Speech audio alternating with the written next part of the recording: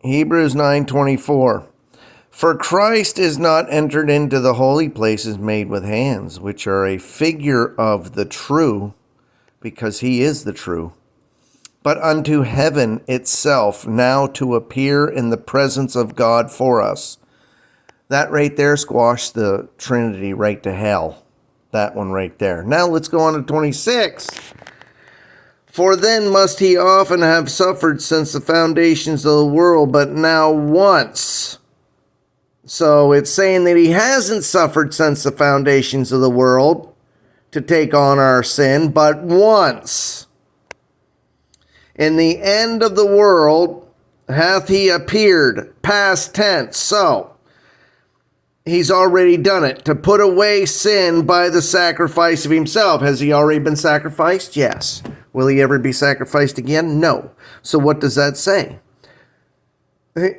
By putting away putting away sin, it's been put away by the sacrifice of himself. Sin has been put away. Now let's go to 28. So Christ was once offered to bear the sins of many, and unto them that look for him shall he appear the second time without sin unto salvation.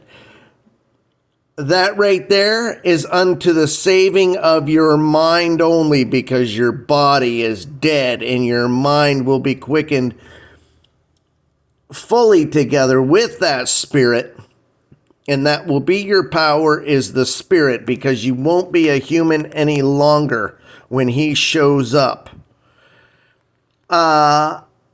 And he took sin away. So the confession of Jesus Christ being Lord, Romans 10:9 and 10, and God raising him from the dead, past tense, separates us from sin. We can no longer sin. We can only play with it.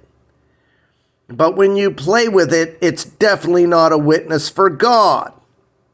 So it can't be put against you, because it can't touch you, because everything that has the possibility for sin is burnt up at your death and is gone.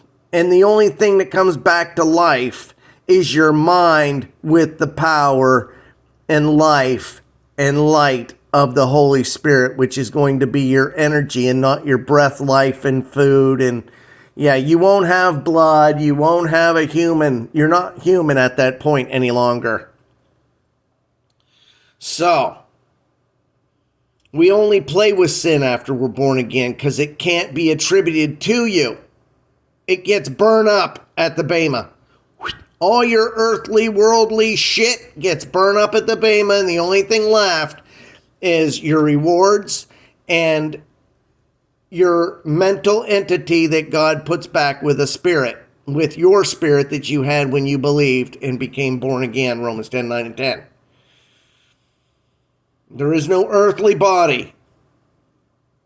So if you're born again and Jesus Christ comes back without you dying first, before you die, your earthly body is gone at that point anyway. I don't know if the damn thing hits the ground and it looks like you're dead, or if it vanishes because it's all burned up from the spiritual fire of when God takes your mind from your body, if you're still alive, and puts your spirit back in there. When God puts you, it's the explanation is a little interesting.